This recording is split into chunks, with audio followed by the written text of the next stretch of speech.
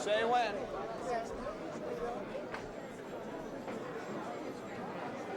Five, four, three. Jesse Jackson, Operation Push out of Chicago. Why did you come to Atlanta today to try to help Andrew Young? Well, at one level, it's friendship. I've worked with Andrew Young for 20 years. At another level, I appreciate Andrew Young's leadership. After all, Andrew Young was president when the people needed him, and they helped to snatch down the cotton curtain of segregation and helped to earn the public accommodations bill, and they helped to make it possible for us to have the voting rights bill, which was a bill that has helped blacks and Hispanics and whites and teenagers. And there was a peace leader in the anti-Vietnam War movement, helped to build bridges in this country between America and the Middle East, between America and Africa. And with this kind of dedicated public service, I think the public has an obligation to embrace this kind of leadership. Thirdly, Atlanta is an international city. A World Trade Center is here, and Andy is an international hero. And so it is so consistent that those of us who appreciate either his historical continuity, his leadership, or his world stature would be here to do our very best to help him. A lot of people on the other side of this campaign made suggestions during the course of the race that maybe Andrew Young was counting too heavily on his contacts outside of the city for funding, for support, and other aspects involved with the campaign. What do you say to people who say this race is for Atlantans to decide, for Atlantans to fund, and that maybe outside influence from around the country, from around the world is not totally appropriate? Well, the fact is the basic white corporate community in this city rejected Andrew Young because it rejected Maynard Jackson. And by and large, it rejected Maynard Jackson because he demanded accountability of the white corporate community to the black community. And so at that level, those financial avenues were closed to Andrew Young. Second, there is no evidence that Sidney Marcus's money came only from Atlantans. But inasmuch as it is not illegal to get money from any place else, and this is not a legal question, it is at best a rather spurious political suggestion. And did what he had to do within the law, and that's good and that's sound. What does the election of Andrew Young, if it happens tonight, mean to black people all over the country?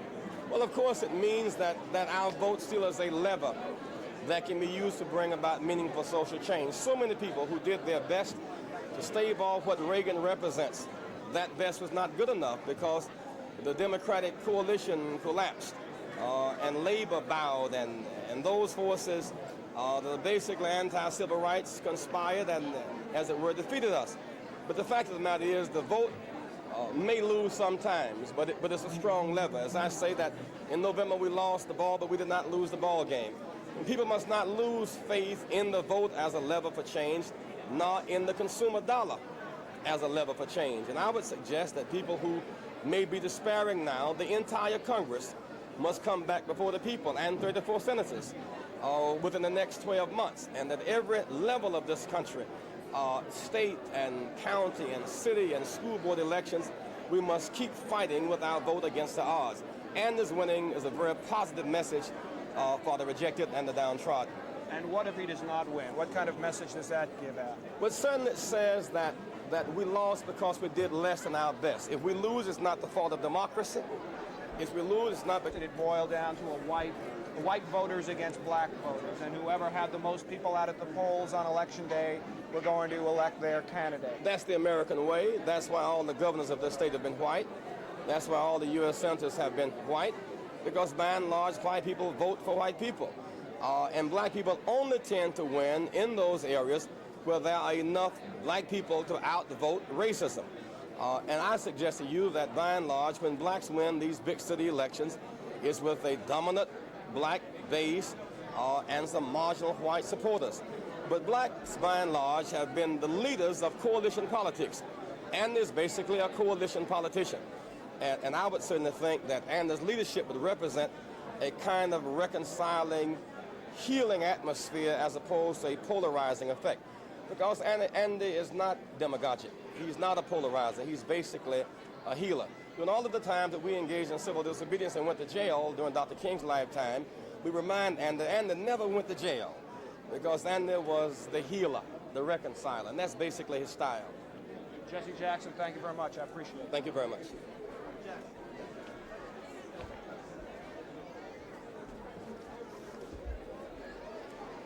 That's what you individually do? Yeah. You got another tape? Yeah. Let me switch these mics, man.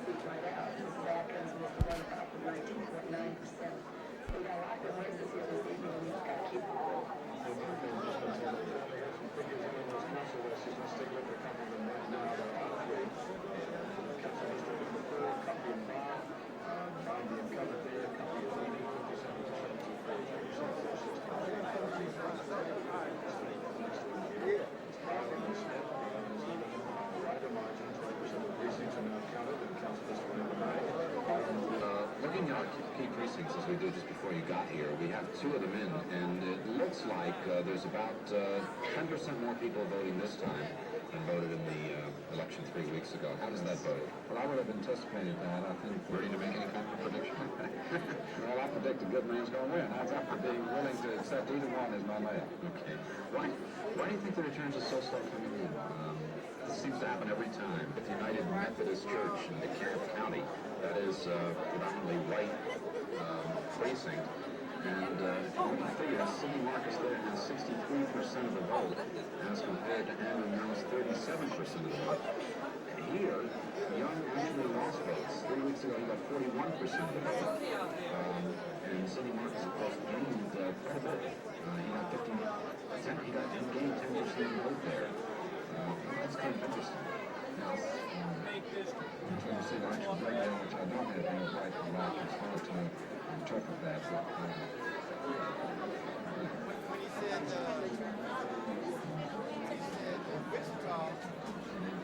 Wichita, As it is so far, that's at the Campbell School in southeast Atlanta, and that is a predominantly black section of town. Sidney Marcus there got 12% of the vote, 59 votes, 20 more than he got last time. But Andrew Young got 415 votes this time, 88% of the vote. well, we need to interrupt you just a moment here. We need to go to Sidney Marcus headquarters right now. Let's go find out what's happening there. Hank, go ahead. Sidney Marcus just walked into huge applause here at his headquarters. He's been upstairs watching